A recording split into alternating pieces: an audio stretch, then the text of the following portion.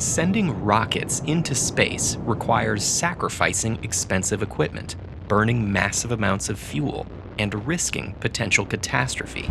So in the space race of the 21st century, some engineers are abandoning rockets for something much more exciting: elevators.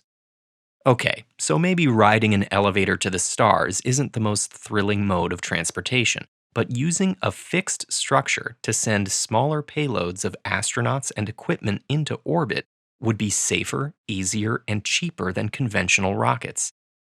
On a SpaceX Falcon 9 rocket, every kilogram of cargo costs roughly $7,500 to carry into orbit.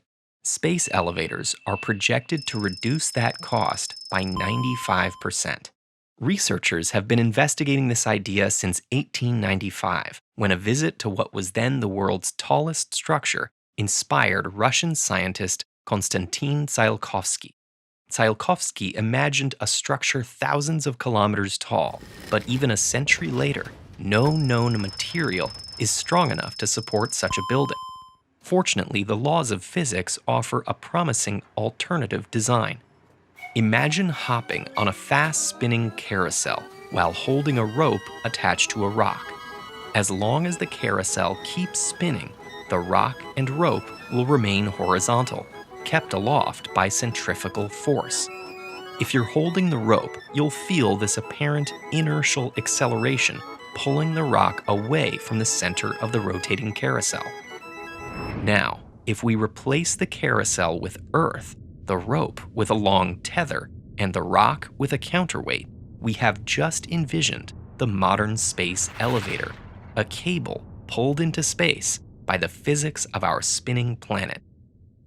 For this to work, the counterweight would need to be far enough away that the centrifugal force generated by the Earth's spin is greater than the planet's gravitational pull. These forces balance out at roughly 36,000 kilometers above the surface, so the counterweight should be beyond this height. Objects at this specific distance are in geostationary orbit, meaning they revolve around Earth at the same rate the planet spins, thus appearing motionless in the sky. The counterweight itself could be anything, even a captured asteroid. From here, the tether could be released down through the atmosphere and connected to a base station on the planet's surface. To maximize centrifugal acceleration, this anchor point should be close to the equator. And by making the loading station a mobile ocean base, the entire system could be moved at will, allowing it to maneuver around extreme weather and dodge debris and satellites in space. Once established, cargo could be loaded onto devices called climbers, which would pull packages along the cable and into orbit. These mechanisms would require huge amounts of electricity, which could be provided by solar panels or potentially even nuclear systems. Current designs estimate that it would take about 8 days to elevate an object into geostationary orbit, and with proper radiation shielding, humans could theoretically take the ride too.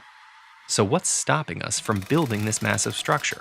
For one thing, a construction accident could be catastrophic. But the main problem lies in the cable itself. In addition to supporting a massive amount of weight, the cable's material would have to be strong enough to withstand the counterweight's pull. And because this tension and the force of gravity would vary at different points, its strength and thickness would need to vary as well.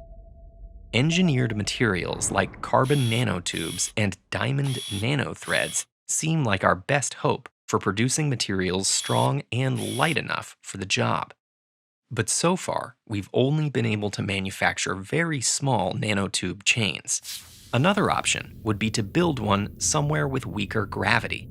Space elevators based on Mars or the Moon are already possible with existing materials, but the huge economic advantage of owning an Earth-based space elevator has inspired numerous countries to try and crack this conundrum.